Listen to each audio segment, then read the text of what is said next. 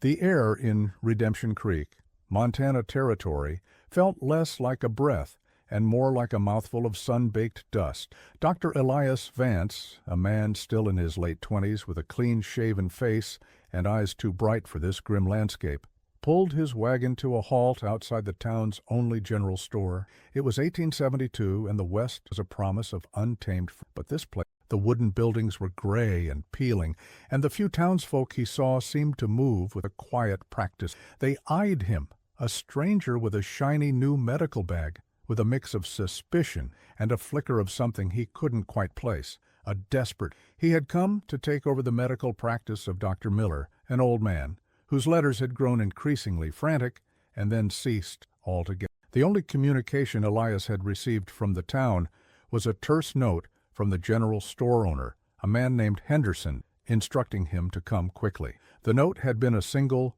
blunt sentence. "Miller's gone. Town needs a doctor. Come."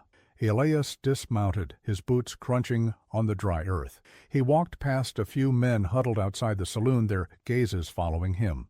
Their silence was more unnerving than any open hostility could have been. The town itself seemed to be holding its breath. He found Henderson inside, a thin, stooped man with a face etched with worry. Henderson didn't offer a handshake, only a nod. "You're Vance?" he asked, his voice a dry rasp. "That's right. Where is Dr. Miller?" Elias asked. Henderson's eyes darted nervously to the windows. Gone. Left without a word. Just his things behind. He was an odd man at the end.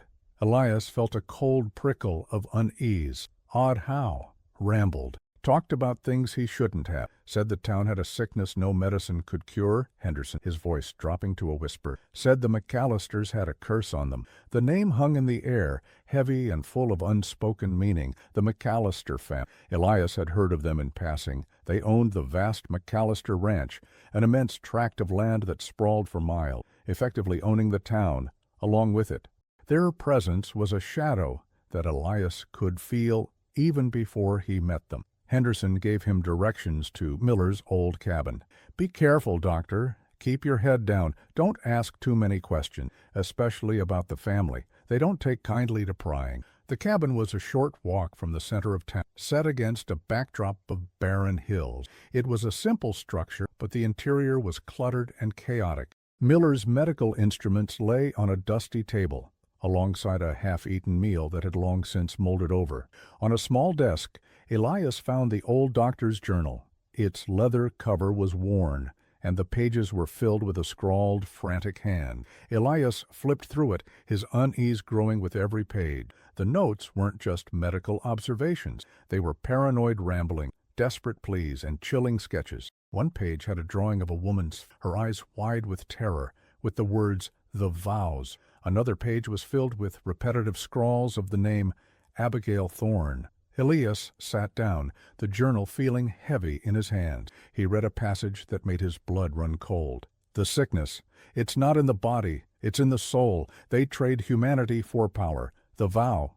It's a cage, built of shame. A family's sin passed down. Abigail. She was supposed to be a sacrifice, but she fought back." He closed the journal, his mind reeling. The people of Redemption Creek were a silent, suffering lot. Now he understood why. The silence wasn't just fear. It was a pact, a terrible, silent agreement to look away from something unspeakable. His first patient arrived an hour later, a young boy with a fever.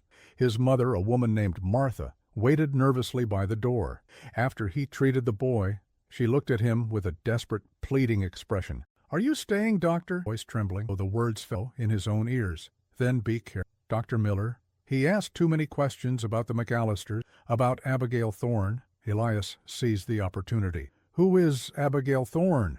She glanced at her son, then lowered her voice to a near inaudible whisper. "She was a servant to the McAllisters. Her family has served them for generations. It's part of the vow." "What vow?" Elias pressed. She shook her head, tears welling in her eyes. "It's not for me to say. She was just gone. One day she was there, the next she wasn't. The family said she ran away. The sheriff, he didn't even bother to look for her." Elias watched her go, the fear radiating. He knew then that the town's sickness wasn't an ailment of the flesh, but of the spirit. He was an outsider, a witness to a conspiracy of silence, and he had just stepped into the very center of it. He felt the weight of Dr. Miller's journal and the chilling words about the Vows, Abigail Thorne.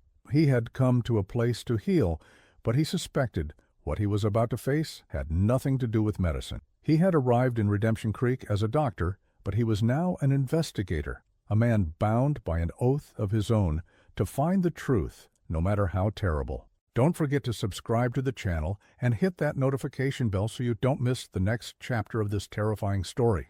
Elias spent the rest of the day in a state of growing anxiety. The weight of Dr. Miller's journal felt heavier with every pass. He reread the passages about Abigail Thorne, the sketches of her face, and the cryptic references to the vow. It was a puzzle with pieces scattered across a terrified town. He knew he couldn't find the answers alone. He needed to find someone who wasn't so afraid, someone willing to talk. He decided his best chance was the saloon. Alcohol often loosened tongues, and in a place like Redemption Creek, it was likely the only thing that provided any relief from the oppressive atmosphere. The saloon was a dark, smoke-filled room with a few grizzled men playing cards at a table in the corner. He ordered a whiskey, and the bartender, a big man with a tired face, served it without a word. Elias struck up a conversation with the bartender, hoping to glean some information. "Tough town," Elias said, making a simple observation. The bartender grunted. "Depends on who you are. If you're a McAllister, it's easy. For the rest of us, it's just a place to get by." Elias took a sip of his whiskey. "I heard a name earlier. Abigail Thorne. Who is she?" The bartender's demeanor shifted instantly. His face tightened, and he wiped the counter with a cloth, avoiding eye contact. "Don't know that name, Doc. You should stick to medicine. Some things are best left alone." The refusal to talk was as telling as any information. Elias persisted. "Dr. Miller seemed to think she was important. Said she went missing." "People go missing out here all the time," the bartender. "The territory's vast. They run off for a better life, or they get lost. Either way, it's not our business." Elias knew it was a lie. He could see it in the bartender's eye. He clenched his jaw. This wasn't just it was a forbidden topic. He decided to change his approach. He looked around the saloon, trying to find a face that didn't look so haunted. His eyes landed on a woman sitting alone at a small table in the corner, nursing a drink. She was younger than the others, with a fierce, intelligent look, and it was a look of defiance, not fear. This had to be the person he needed to talk to. He finished his whiskey and walked over to her table. "Mind if I join you?" he asked. She looked him up and down, a flicker of suspicion in her gaze. "Depends on who you are. If you're another McAllister lapdog, then yes, I do. I'm Dr. Vance. He just got into town. The new doctor." Her expression softened slightly. "Sarah Jenkins, and I'm not a lapdog." Elias felt a surge of relief. "Good. Because I have a few questions about this town that no one seems willing to answer." She leaned in. "I can probably guess what they're about." "Dr. Miller's journal?" Elias was stunned. "How did you know of my friend?" "He used to come here and get drunk, and he'd talk to me. He trusted me. He was trying to figure it all out, the same way you are." "The McAllister vow?" She nodded grimly. "They're not on paper. They're a blood pact, a psychological shackle. For generations, certain families have been bound to serve the McAllister. It's a system of intimidation and control. They manipulate them, make them feel worthless, dependent, and indebted. It's a form of slavery." "And Abigail Thorne?" Sarah's eyes darkened with a mixture of sadness and fury.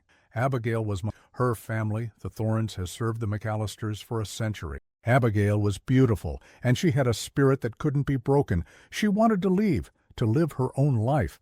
But the McAllisters, Silas and his son Caleb, they wouldn't let her. They believe they own her body and soul because of the vow." Elias felt a knot of dread tighten in his stomach. The journal mentioned a parade. Sarah's hand, holding her glass, trembled. "It's not what you think. It's not a public thing. It's a private ritual, a humiliation. When someone in their service defies them, they take them to a hidden part of the ranch. They strip them of everything, not just their clothes, but their dignity. They parade them for the family, to break them, to show them who owns them. It's a punishment and a warning." The image of this brutal, ritualistic degradation sent a shiver down Elias's spine. It was a form of psychological torture designed to obliterate a person's will. "They said she ran away," said his voice. "They always say that," Sarah replied, her voice filled with bitterness. "No one would ever believe they were capable of something so twisted, but they are. I saw her a few days before she disappeared. She told me she was going to defy them, to escape. She seemed so determined. I haven't seen her since." Elias looked at Sarah, the defiance in her eyes, giving him a strange sense of hope. "So what happened to her? Did she run away?" Sarah shook her head slowly. "I don't know. I hope so. But I'm afraid they got to her first. And if they did, I don't think she's alive anymore. They would have used the parade to break her, and if that didn't work, they would have disposed of her. They can't afford a defiant servant." Elias's mind raced. He had a motive now, Abigail's defiance. He had a method, the psychological torture of the parade. And he had a prime suspect, Silas and Caleb McAllister. He had to act quickly, before any trace of her was lost forever. He also had to be incredibly careful. He was an outsider in a town controlled by a family of monsters, and his only ally was a woman who was just as afraid as she was defiant. He knew then that his journey just begun. The trail was cold, but the horror was very, very real. The next morning, Elias decided to act on the information he had gathered. He had to see the McAllister ranch for himself. It was a place of immense power and dread, a fortress of... He told the few townsfolk who asked that he was simply making a house call, a pretext that no one questioned or dared to. The ranch was a several-mile ride from town, and as he approached, the landscape changed. The dusty, barren land gave way to well-tended fences and acres of fertile ground. The main house was a grand two-story structure, a stark contrast to the ramshackle homes of Redemption Creek. He was met at the gate by a silent ranch hand who eyed him suspiciously. Elias stated his purpose, saying he had been sent to check on the family's health. The ranch hand disappeared into the house and returned a few minutes later, gesturing for him to follow. Inside, the house was opulent but felt cold and uninviting. There was a pervasive sense of old money and deep-seated rot. He was led to the study where Silas McAllister, the patriarch, was waiting.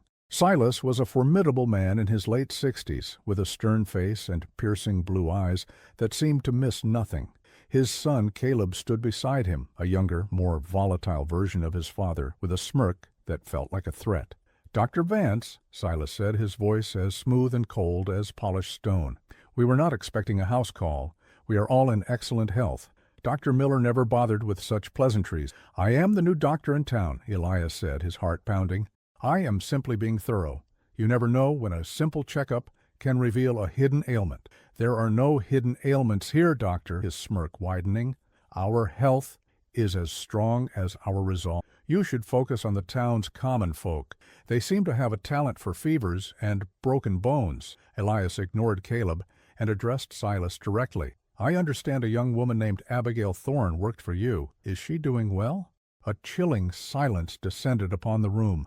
Silas's eyes narrowed, and Caleb's smirk vanished, replaced by a cold, hard glare.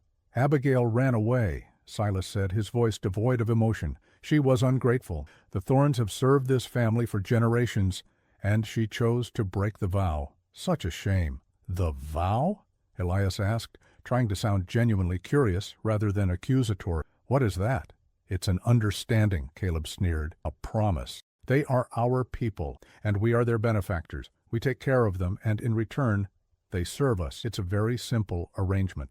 "And if someone breaks this understanding?" Elias pressed, pushing his luck. Silas leaned forward, his voice a low, dangerous rumble.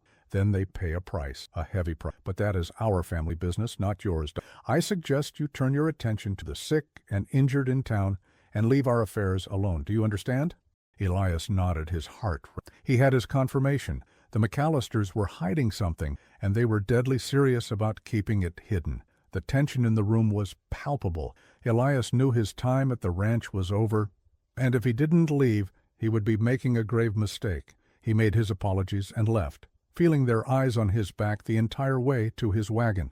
Back in his cabin, Elias felt a desperate need to find more evidence. He went back to Dr.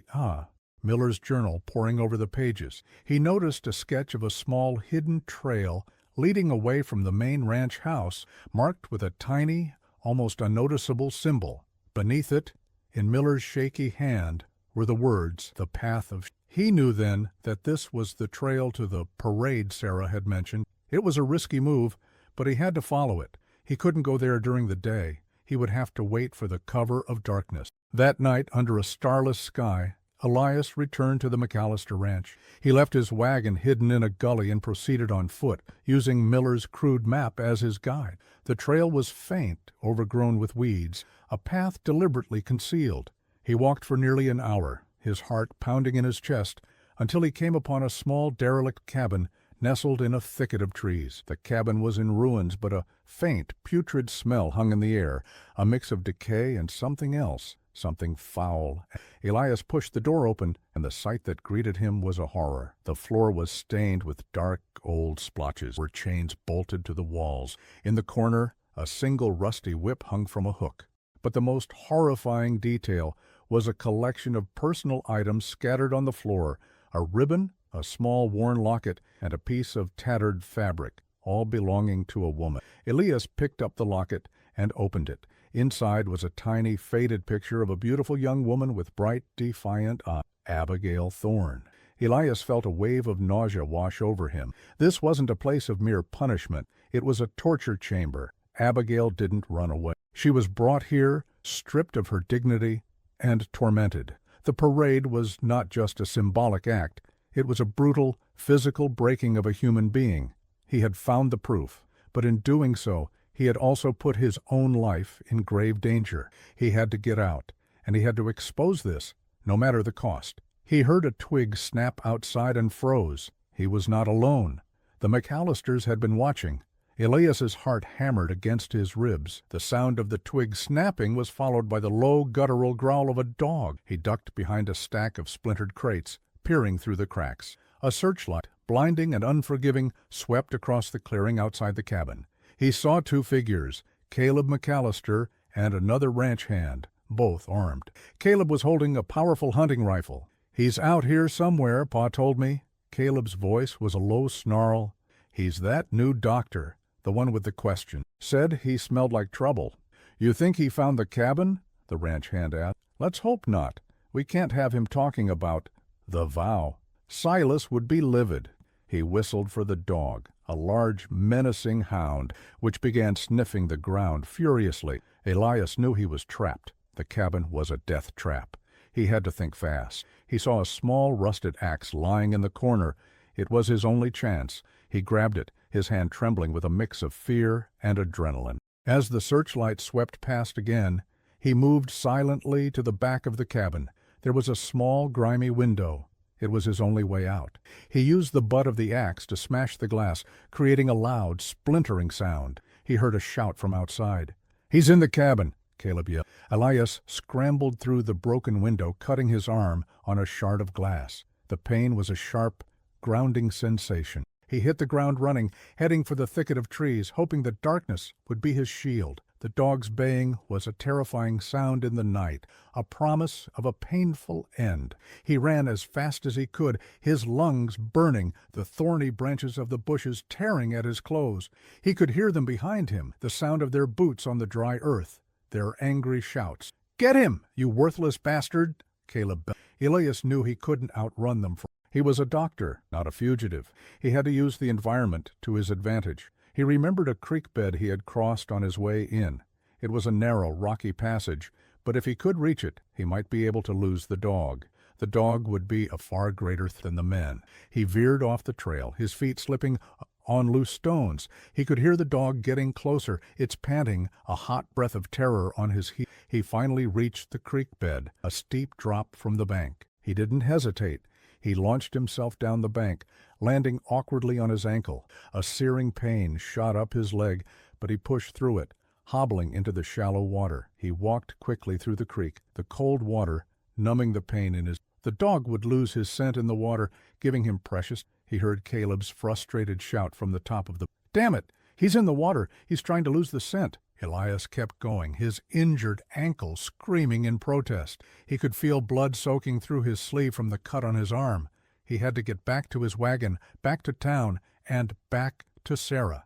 He had the proof he needed, the locket and the horrifying truth of the McAllisters' parade. He finally emerged from the creek bed, a half-mile downstream from where he entered. He was exhausted and in pain, but he had lost. He made his way back to his wagon, every step a struggle. He drove back to Redemption Creek, his mind a whirlwind of fear and purpose. He had to expose them, to tell the world what the McAllisters. He found Sarah at her home, a small, humble cabin at the edge of town. She was sitting on her porch. Saw your... Did you go there? Elias, her eyes filled with her fingers. So it's true. They got her. They used the cabin on the hill. It's a torture chamber, Sarah, Elias said, his voice raw with emotion. They have chains, whips. They broke her. I found her things there. We have to tell someone, her voice filled with a fierce resolve. Who? Elias asked bitterly. The sheriff? He's in their pocket. The townsfolk are too afraid to speak. They'd turn on us the moment Silas threatened them. Then we go to the law in a different town, Sarah said, a desperate man forming in. There's a circuit judge in a place called Coldwater. It's a 2-day ride from here. He's a tough man. He won't be scared of the McAllisters. We can get him to come here and see it for himself. Elias looked at her, his heart filled with a mixture of fear and hope. It was a long shot, a dangerous gamble, but it was their only chance. He had to risk everything to bring the truth to light, to give a voice to Abigail Thorne and all the others who had been silenced. He had walked into the lion's den, and now he had to lead the charge to burn it. The journey to Coldwater was a long and grueling one. Elias's ankle was swollen and bruised, but he taped it up, pushed through. Sarah was a pillar of strength, her grim determination a stark contrast to his own exhaustion. They drove his wagon through the endless, barren landscape, the constant fear of being followed, a heavy press. They took turns keeping watch, convinced that Caleb or one of his ranch hands would appear on the horizon, ready to silence them forever. After 2 days of tense travel, they reached the small, bustling town of Coldwater. It was a relief to be in a place where people moved about freely, where fear wasn't etched on every face. They found the circuit judge, a man named Marcus Thorne, no relation to Abigail, in his office. He was a large, imposing man with a thick beard and an air of quiet authority. Elias laid out the story, his voice filled with urgency. He spoke of Dr. Miller's cryptic journal, the fear in the town of Redemption Creek, the nature of the McAllister vows, and the horrifying discovery of the torture cabin. He showed Judge Thorne Abigail's locket as proof. Judge Thorne listened in silence, his expression unreadable. When Elias finished, the judge leaned back in his chair, his eyes fixed on the locket in Elias's hand. A terrible tale, Doctor. His voice a deep rumble. But a tale it is. I have no jurisdiction in Redemption Creek without a formal charge. Your story, while compelling, is based on a journal and a single piece of jewelry. The McAllisters are powerful men. Their word carries weight. If I were to ride into Redemption Creek based on this, they would say you are a liar, a man with a grudge. They would laugh me out of town. Elias's heart sank. He had anticipated this. Then you must see it for yourself, sir, he pleaded. The cabin, the chains, the place is a monument to their cruelty. If you see it, you will know I am telling the truth. Judge Thorne considered this for a long moment. He looked at Sarah, who was standing steadfastly beside Elias, her expression resolute. He saw the genuine terror in her eyes, the same terror that Elias had described. Very well, the judge said, his decision made. I will come, but on one condition. I ride in under the pretense of a routine visit. I will not make any accusation. I will simply visit the McAllister Ranch to get to know the area. And you, Dr. Vance, will lead me there and show me what you found. If it's as you say, I will have the formal evidence. If it's not, well, you'll be on. Do you understand the risk? Yes, sir. A wave of relief washing over him. I understand. Thank you. The three of them rode back to Redemption Creek the next morning, the judge's presence a beacon of hope. They rode with a quiet tension, the unspoken knowledge of what was at stake hanging in the air. The judge was a man of the law, a man of justice, but the McAllisters were a law of themselves. Upon their return, the town was buzzing with the news of a circuit judge's arrival. They rode straight to the McAllister Ranch, the judge's official presence creating a ripple of unease among the ranch hands. Silas McAllister met them at the door, his usual cold composure giving way to a hint of annoyance. Judge Thorne, to what do we owe this unexpected pleasure? Just a routine visit, his voice calm and getting to know the people in my circuit, And Dr. Vance here suggested I stop by. He speaks very highly of your ranch. Silas's eyes narrowed, a flash of pure hatred. I am sure he does. Elias felt the weight of Caleb's glare. You have no business here, doctor, Caleb said, his voice a low threat. You shouldn't have brought the judge here. I am a man of the law, Caleb affirmed, and I go where I please. Now, Silas, show me around. I'd like a successful ranch. Silas, ever the master of manipulation, put on a show. He led the judge and Elias on a tour of the ranch, pointing out the vast fields and the large herds of. But Elias could feel the underlying tension. Silas, a coiled snake, ready to strike. Elias knew he had to get the judge. Judge, feigning an interest in a distant rock form. I understand there's a smaller, older cabin on the property. Is it a historical site? Silas's face hardened. It's just an old shed, Dr. Vance. Nothing to see there. It's too far and too difficult to get to. Nonsense, Judge Thorne said, his tone firm. I'd like to see it. A man must know his territory. Silas, trapped, was forced to comply. He gave a signal to Caleb, who followed them at a distance, eyes fixed on. They rode towards the thicket of trees. As they approached, Elias's heart pounded. He knew he was gambling everything on this one moment. If the cabin had been cleaned, if the evidence had been removed, they were all dead. When they reached the cabin, Silas made a final desperate attempt to dissuade them. It's a rat's nest, Judge. You'll get your clothes dirty. I'll take the risk.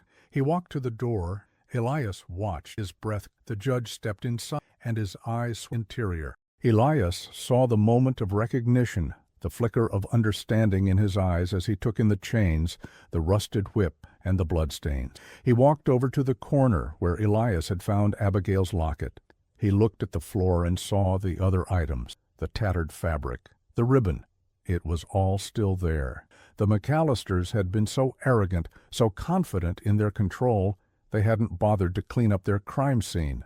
Judge Thorne turned to Silas and Caleb, his face grim and a quiet fury in his eye. Silas McAllister, he said, his voice echoing in the cabin, you are under arrest for the kidnapping and torture of Abigail Thorne. Your son, Caleb, is also under arrest, and I will have this entire property searched for her body. Caleb lunged forward, but Judge Thorne was quicker. He drew his pistol and aimed it at Caleb's head. Don't be a fool, boy. It's over. The law has caught up. The illusion of the McAllisters' power was shattered. The law, embodied by Judge Thorne, had arrived in redemption, but Elias knew their fight wasn't over. They had proven the McAllisters' depravity, but the true horror was yet to be revealed. Where was Abigail? She's still alive. The real battle had just begun. The arrest of Silas and Caleb McAllister sent shock waves through Redemption Creek. The townspeople, who had lived in a state of quiet terror for so long, were now caught between disbelief and a fragile, burgeoning hope. Judge Thorne, true to his word, had a small posse of men from Coldwater ride in to secure the McAllister ranch and its inhabitant. The few ranch hands who were loyal to the family were disarmed and held, while the others, who had been living under the same oppressive fear, offered their sullen compliance. Elias, the judge's permission, began a methodical search of the McAllister property. He was a doctor, not a detective, but he had a purpose fueled by a relentless sense of justice. Sarah accompanied him, her local knowledge of the land proving invaluable. The ranch was a massive maze of fields, gullies, and small wooded areas. They started at the cabin, meticulously searching every inch of the surrounding area, but found nothing. They wouldn't bury her here, Sarah said, her voice strained. It's too close to the cabin. They're smart in a cruel way. They'd want to make it look like she ran away. They'd take her somewhere far from here. The search expanded. Elias and Sarah spent the next 2 days combing the vast, rugged landscape. They found no shallow graves, no discarded clothing, no signs of a struggle. The lack of a body was a growing problem. Judge Thorne had made the arrests, but without a body, the charges of murder would be difficult. Silas McAllister, even in custody, exuded an unnerving confidence. He knew that without a body, the charges would likely be reduced to kidnapping and assault. He would still face a prison sentence, but he would live to see his revenge.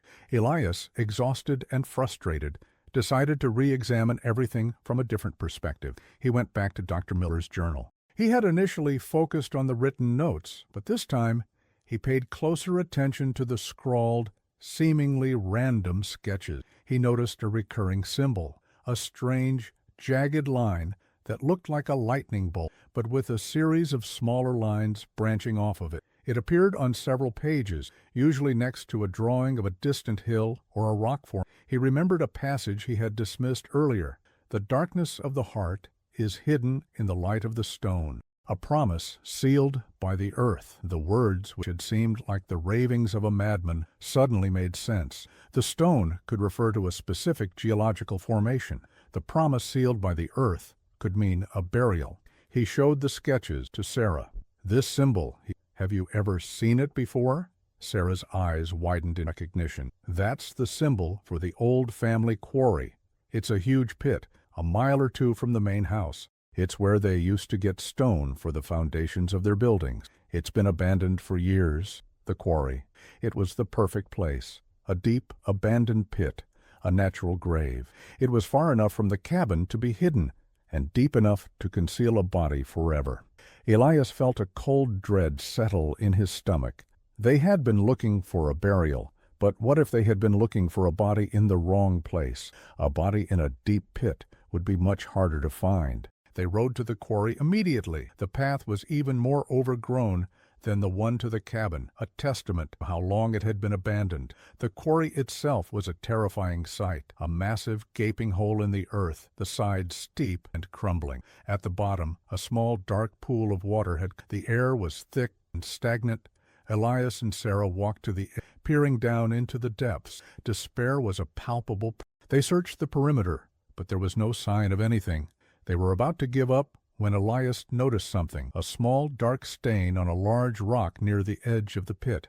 He knelt down, and the smell of decay was overpowering. He looked closer and saw a few strands of dark hair caught on a jagged piece of the rock. Sarah, his voice barely a I think she's in there. Sarah came over and looked. She didn't say anything, but a single tear rolled. They had found the grave. It would be impossible to retrieve her from the bottom of the quarry without her equipment. They rode back to town and informed Judge Thorne. He immediately sent for a retrieval team. It would take a day or two for them to arrive from Coldwater with the necessary gear. Elias felt a profound sense of sadness. They had found Abigail. It was too late. He had failed to save her. As the sun set, Elias sat in his cabin, Dr. Miller's journal in his lap.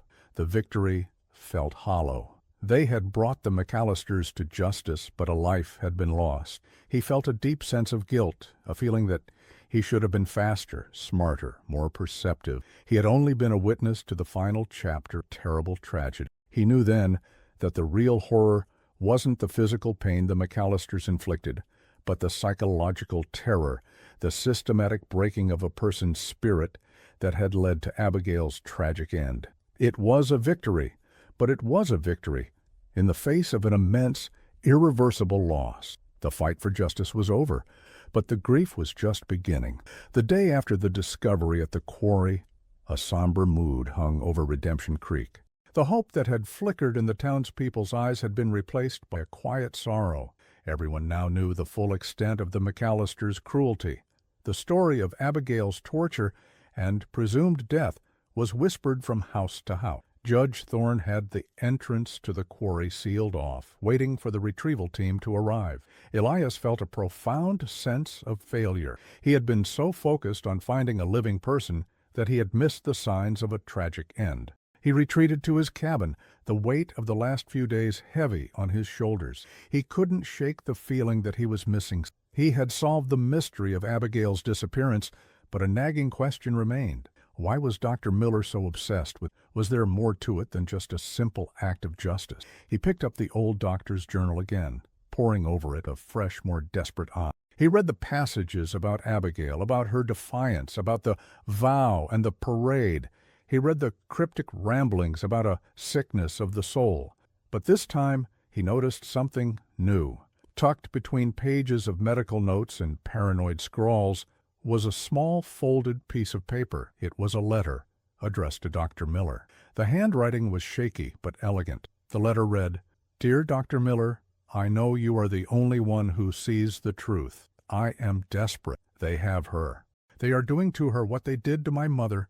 The vow is a lie, a chain they used to bind us. They said they would free me if I did as they asked, but they will never free. I am a captive here, but I have found a way to resist. I have left something they can never take. It will prove everything. It is hidden in the place where the earth meets where the water, the stars. Only you will understand. Save her, Dr. Miller. Save my daughter. Say or be. The letter was signed A. Thorne. Elias's blood ran cold. The letter wasn't from Abigail. It was from her mother, Amelia Thorne. But Amelia Thorne had been dead for years, according to the townspeople. Elias had been told she had died of an illness, a quiet, natural death. The letter was dated 2 years prior. It was a message from beyond the grave. He looked at the bottom of the letter and saw a strange, almost invisible symbol, a series of small, intertwined lines. It was a map. He had to assume it was a map to the something the letter mentioned. Amelia was not a raving lunatic. She was a victim of the McAllisters' psychological torment. She was likely driven mad by the fear and the isolation, and had sent this letter to the only person she thought she could trust, Dr. Miller. Elias realized the full scope of the McAllisters' evil. They didn't just punish people, they broke them over generations. The vow wasn't just a threat. It was a system of control that slowly and systematically drove their victims to madness or death. Amelia's letter proved it, and it proved that her daughter, Abigail, had been fighting the same battle. But what was the place where the earth meets the sky, where the water hides the stars? The poetic language was a challenge. He thought about the landscape around Redemption Creek. He thought about the places he had seen, the old family quarry. He went back to the old doctor's journal, looking at the sketches, the jagged line, the symbol for the quarry. He looked at the bottom of the letter again, the intertwined, the symbol. The water was the pool at the bottom of the reflection of the sky and the water. Elias felt a surge of hope, a desperate, irrational, what if Abigail was, what if her mother's letter was a key? He had to go back to the quarry, and he had to do it alone. The retrieval team was on its way, but they wouldn't understand. They would just see a pit and a dead body. He had to find what Amelia had hidden. He rode back to the quarry. He went to the edge where the dark pool of water lay, and for a moment he saw the reflection of the sun setting, the last rays of light painting the surface with an eerie. He saw his own face, a face filled with a grim determination shirt, and waded into the cold, murky water as a terrified, swimming in a place that was likely Abigail's grave. The bottom was slick with mud, and his feet sank into the cold mire. He felt for something that didn't feel like a... He swam to the center, feeling for anything out of the ordinary. His hand brushed against something smooth. He felt around it, his fingers tracing a box. It was a heavy, waterproof box, sealed with tar. With a desperate heave, he pulled it from the mud and swam to the edge of the water. He was shivering uncontrollably from the cold, but his adrenaline was pumping. He opened the box, his hands shaking. Inside, on a bed of faded cloth, was a stack of old papers. They were legal documents, contracts, and letters. He pulled them out, and his eyes widened. They were legal documents from the McAllister family, contracts dating back generations. He found a document that outlined the vow. It wasn't a family pact. It was a contract for indentured servitude, but the contract was based on a lie. The Thornes had been promised freedom after a certain period, but the McAllisters had manipulated the dates and the terms, keeping them in perpetual servitude. The contract was a fraud. And then he saw it, the final document. It was a birth certificate for Abigail Thorne. It was dated a month before the McAllisters claimed she had been born.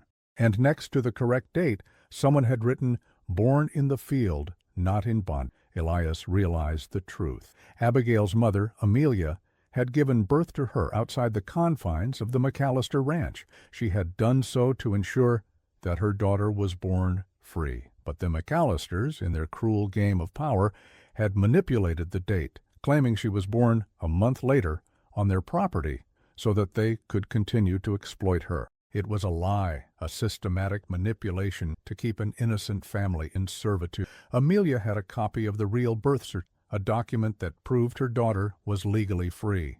Elias felt a surge of triumph, a rush of blood to his head. He had it, the proof, the evidence that would not only expose the McAllisters' crimes, but prove that Abigail was not, and never had been, their property. The entire vow was a lie. The power they held over the town was a lie. This was it. This was the key. But if this was the key, What had happened to Abigail? What was the truth of her? A new terrible possibility began to dawn on him. Don't forget to subscribe to the channel and hit that notification bell so you don't miss the next chapter of this terrifying story. Elias rode back to Redemption Creek at a reckless pace, the waterproof box clutched tightly in his hands. The documents were his trump card, the final undeniable proof of the McAllisters' deep-seated evil. He went straight to the general store and found Judge Thorne and the sheriff of Coldwater, who had arrived to supervise the retrieval team. He laid out the contracts and the birth certificate, explaining the lie behind the vow. Judge Thorne's eyes widened with quiet fury. The sheriff, a man who had seen his share of depravity, let out a low whistle. "This is it, Doctor." "Vance," Judge Thorne said, his voice firm and filled with triumph, "this is everything. This proves they are not just criminals, but manipulators who have built an empire on lies and deceit. With this, we can bring them down for good." He ordered the sheriff to bring Silas and Caleb to the general store immediately. The townspeople, sensing the shift in power, gathered outside, their faces a mix of curiosity and a dawning sense of justice. Silas and Caleb were brought in, their hands cuffed. Silas, ever the master manipulator, looked at Elias with a cold, condescending smirk. "Another one of your baseless accusations, Dr. Vance?" Silas said, his voice dripping with venom. "I am a law-abiding man. You will pay for this." Elias said nothing. Judge Thorne, with a grim satisfaction, laid the documents on the table. "You will be brought to trial, Silas, not just for kidnapping and torture, but for a systematic pattern of fraud, coercion, and manipulation. The vow is a lie. Your family's power is a lie, and we have the proof." Caleb's face went white. He looked at his father, a hint of panic, but Silas remained calm, his expression unchanged. "You have nothing," Silas said, his voice a low, confident rumble. "You have papers and a story. You have a missing girl, but you don't have a body. You can't prove she's dead. You can't prove a crime has been committed. I will be free, and when I am, I will ensure that the law has a long memory for those who have wronged me." "We have the quarry," Elias said, his voice steady. "We found her things there. We found her hair. We are retrieving the body." Silas chuckled, a chilling sound in the tense room. "No, you're not. You're searching. You're looking for a body that isn't there." Elias felt a cold premonition. Silas's confidence was unnerving. He was hiding something. "What are you talking about? We have the proof. We have the cabin. We have the quarry." "You have a lie, Doctor," Silas said, returning. "You and your little friend Sarah.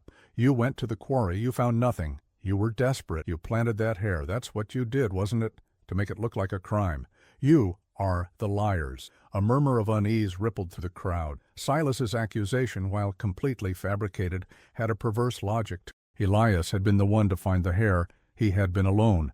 He had no witnesses. "The quarry is empty," Silas continued, his voice now a triumphant bellow. "You will find nothing. The body is not there. And you know why? Because there is no body. There is no murder. There is no torture. Abigail ran away. She broke the vow. She is gone, and she is not dead. She is somewhere out there, living her life. But you and your little posse of fools have made a terrible mistake. You have arrested me on a lie, and the law will not be kind to you." The crowd was now in a state of confusion. The fear had returned, a silent, pervasive presence. Silas's words, so confident and so venomous, had sown a seed of doubt. Elias, however, saw through it. He looked at Caleb, whose face was pale with a terrible fear. He wasn't afraid of a murder charge. He was afraid of something else, something about what Silas had. Elias turned to Silas, his voice low and intense. "You're lying. You know something. What did you do with her? Where is she?" Silas's smirk was the final chilling piece of the puzzle. "I never said I killed her, Vance, but I said she wouldn't defy me. The vow, it is a punishment. The punishment, it is a curse that never ends. You think you've won? You've only just begun." Elias's mind raced. He had been so focused on finding a body that he hadn't considered the most horrifying possibility. What if Silas was telling the truth? What if Abigail wasn't dead? What if the real horror was that she was still alive? The thought sent a cold shiver down his spine. The McAllisters weren't interested in a simple murder. They were interested in a permanent, lifelong punishment. The parade wasn't a one-time event. It was a psychological destruction. What if the most horrific act wasn't murder, but something far more cruel and enduring? He had to find her. The search wasn't over. It had just changed, and it had become infinitely more terrible. Elias was a man possessed. He had to find Abigail. Silas's taunts echoed in his mind. She is not dead. She is somewhere out there. The chilling confidence in his voice, the final piece of the puzzle. The McAllisters were not just murderers. They were sadists who reveled in a long, drawn-out. The parade was not a prelude to death, but a beginning of a different kind of imprisonment. He went to Sarah. "I have to find her," his voice urgent. "Silas is telling the truth. She's not dead. She's been hidden." Sarah, still reeling from the confrontation, looked at him with a mix of confusion and fear. "Hidden? Where?" Elias went back to Dr. Miller's journal. He was looking for any detail, any clue he had missed. He had focused on the vow and the parade, but he had ignored the other ramblings. He found a page with a series of sketches that looked like a large, complicated drawing. It was a floor plan of a house, but it didn't match the McAllisters' main residence. He looked closer. It was a floor plan of the abandoned cabin on the hill, but with a new addition: a hidden room, a small, dark space with a single, small window. The window was on the back side of the cabin, the side that faced the steep, rocky drop. And next to it, a final horrifying note from Dr. Miller: "The ghost in the wall, a life imprisoned, no escape." Elias realized the true nature of the McAllisters' cruelty. They hadn't killed her. They had entombed her. They had locked her away in a secret room, a living burial, so that she would never escape, so that she would always be somewhere out there, living a life of... He showed the floor plan to Sarah. The cabin, oh grim, there's a hidden room. They didn't use it for a ritual. They used it as a prison, a living grave. They rode to the cabin immediately. It was late at night, and the air was still and cold. They reached the desolate, silent structure. The window Elias had broken was still there, a jagged scar on the side of the cabin. They entered the cabin. The smell of decay was still present, a ghost of the horrifying ritual. Elias used a lantern to light the room, and he went to the far wall, where the new room was drawn in the journal. He pushed against the wall, but it was solid. He went outside and the wall, but there was no sign of a hidden entrance. Sarah, a local, had a better idea. "It's not a door," she said, her voice trembling. "They wouldn't risk it. It has to be a secret entrance." She began to search the ground outside the cabin, looking for something that seemed out of place. She found it. A small, almost completely hidden latch on a large rock was placed against the cabin wall. She pulled it, and the rock moved, revealing a small, dark opening in the wall. It was a passage, too small for a man to walk through, but a person could crawl through it. They heard a sound from within. It was a soft, guttural moan, a sound of profound pain and a deep soul cry. It was the sound of a living person, a person who had been locked away, alone, for months. Elias took a deep breath. He was a doctor, and this was his time to act. He crawled through the narrow passage, his lantern held high. The passage was dark and claustrophobic. He emerged into a small, windowless room, a space barely large enough for a person to lie down. The air was stale and heavy with the smell of decay. And there she, Abigail Thorne. She was lying on a thin mattress on the floor, her body gaunt and emaciated. Her eyes were wide and vacant, staring into the darkness. Her face was dirty, and her hair was matted and long. She was barely recognizable as the vibrant woman in the lock. She was alive, but she was a ghost of her spirit broken by months of solitary confinement. She was the very embodiment of the ghost in the wall. Elias knelt beside her, his heart.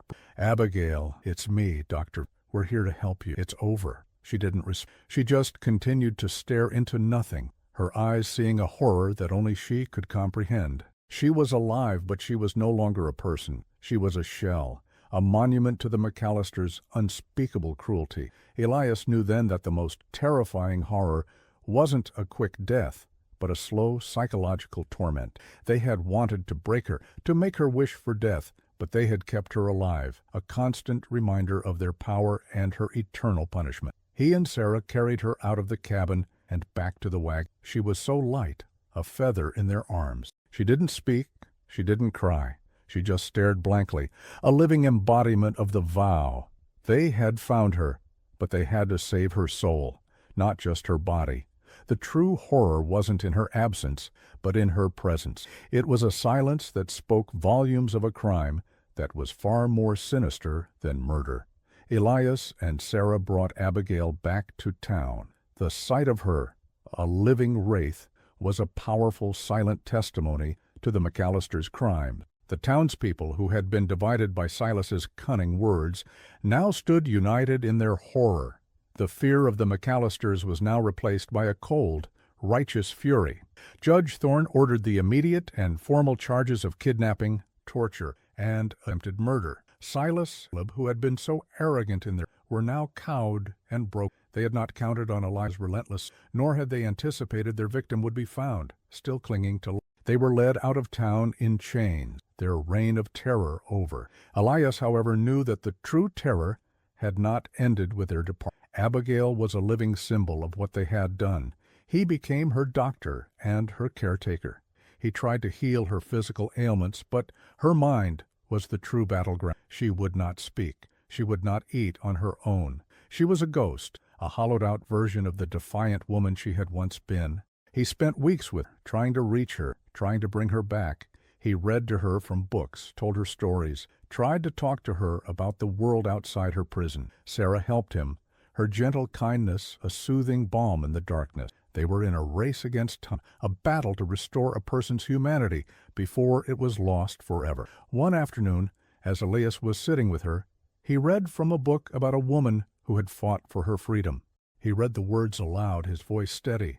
He looked at Abigail. For the first time, he saw a flicker of something in her eye. It was a recognition, a memory. He put the book down. Abigail, you are free now. The vow is broken.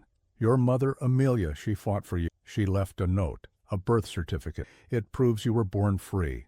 You were always free. He showed her the birth certificate. She took it in her hands, her fingers tracing the words. She stared at it for a long time. A tear, the first he had ever seen, rolled down her cheek. She looked at Elias, her eyes slowly, tentatively, beginning to fill with life. They lied, he whispered. It's a dry, unused rasp. They lied. They said, I was theirs. Elias felt a profound wave of relief. She had spoken. The words were a victory, a first step on a long road to recovery. He knew it would be a difficult journey, but he also knew that with time, patience, and the unwavering support of Sarah and the now grateful town, Abigail could find her way back. As for Redemption Creek, it was a changed. The fear had lifted, replaced by a quiet sense of community and relief. The land was still harsh. The sun still beat down on the dusty, but the town now had a chance to rebuild, to grow, and to heal from the decades of oppression. Elias stayed on as the town doctor, his practice thriving. He and Sarah grew closer, their shared experience forging a bond that would last. They would never forget the horror of the McAllisters, but they would also never forget the courage it took to stand up to them. The story of Abigail Thorne became a local legend, a tale of a terrible vow and a defiant spirit. The town of Redemption Creek would always remember her, not as a victim, but as a symbol of resilience, a ghost who was found, and a woman who, in the end, won her freedom. The legacy of the McAllisters was not in their power, but in the memory of their evil, a dark chapter in the history of the Old West that would serve as a chilling reminder of what happens when human cruelty is left unchecked.